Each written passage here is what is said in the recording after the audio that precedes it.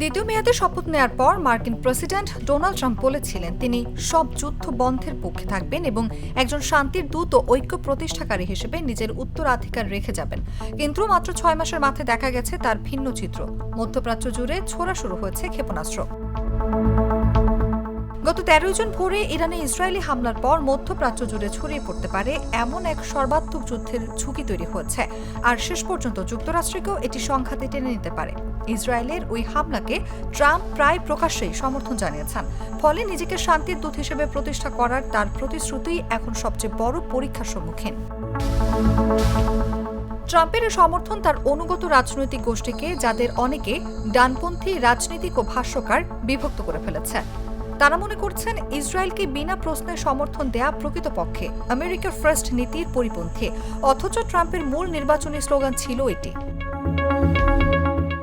আন্তর্জাতিক কূটনীতি বিষয়ক মার্কিন গবেষণা প্রতিষ্ঠান কুইন্সি ইনস্টিটিউটের নির্বাহী সহ-সভাপতি ত্রিতা পার্সি বলেন, আমেরিকা ফার্স্ট ঘাঁটির অনেক অংশে এখন প্রবল ক্ষোভ ও বিশ্বাসঘাতকতার অনুভূতি বিরাজ করছে, কারণ তারা সত্যিকার অর্থেই যুক্তরাষ্ট্রকে আর কোনো যুদ্ধে জড়িয়ে পড়া বা তাতে সমর্থন দেওয়ার বিষয়টি দেখতে চায় না। ত্রিতা পার্সি আরও বলেন, তারা এখন ইসরায়েল নিয়ে ব্যাপক সংশয়ের মধ্যে পড়েছে। তারা মনে করে এই ধরনের যুদ্ধই রিপাবলিকান প্রেসিডেন্টদের ব্যর্থ ও তাদের দেশের অভ্যন্তরীণ অগ্রাধিকারগুলো ক্ষুণ্ণ করেছে। ইরানে ইসরায়েলি হামলার পর যুক্তরাষ্ট্রের কয়েকজন রক্ষণশীল নেতাও এই নিয়ে প্রশ্ন তুলেছেন। তাদের মতে, যুক্তরাষ্ট্র যেন এমন কোনো যুদ্ধে না জড়ায় যা তার স্বার্থ রক্ষা করবে না।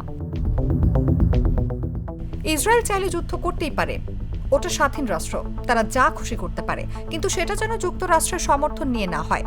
গত শুক্রবার টাকার কার্লসন নেটওয়ার্কের সকালের নিউজ লেটারে লেখা হয়।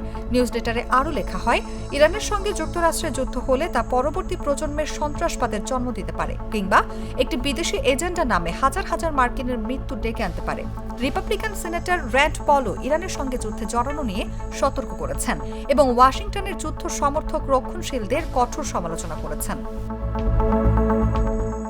সামাজিক যোগাযোগ মাধ্যম এক্সে এক পোস্টে র্যান্ড পল লিখেছেন, মার্কিন জনগণ যে যুদ্ধের শেষ নেই তার ঘোর বিরোধী এবং 2024 সালে ডোনাল্ড ট্রাম্পকে ভোট দিয়ে তারা সেটাই দেখিয়েছেন। সেই সঙ্গে প্রেসিডেন্ট ট্রাম্পকে তার অবস্থানে অটল থেকে যুক্তরাষ্ট্রকে অগ্রাধিকার দেন এবং অন্য দেশের মধ্যে চলা কোনো যুদ্ধে জড়িত না হওয়ার অনুরোধ জানান। ডানপন্থী কংগ্রেস সদস্য মার্জোরি টেলর গ্রিনও একটি বার্তায় ইঙ্গিত দিয়েছেন যে তিনি হামলার পক্ষে নন।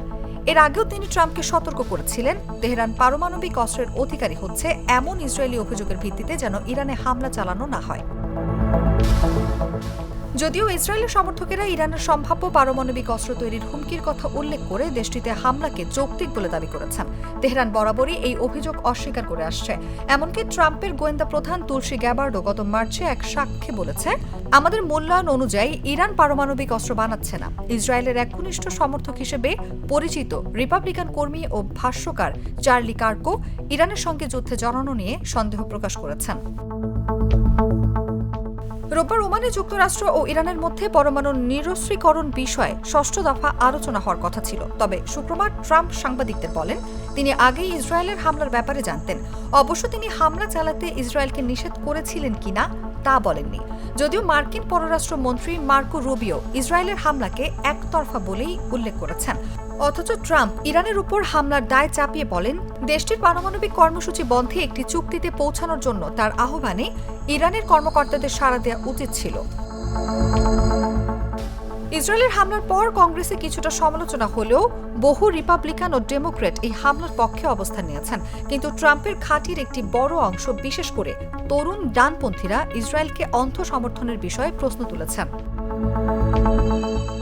বিশ্লেষকদের মতে ইরানে ইসরায়েলি হামলার প্রতি ট্রাম্পের নমনীয় অবস্থান তাকে আবারও এমন একটি সংকটের মুখে ফেলেছে যেটা একসময় বুশ প্রশাসনকে ফেলেছিল।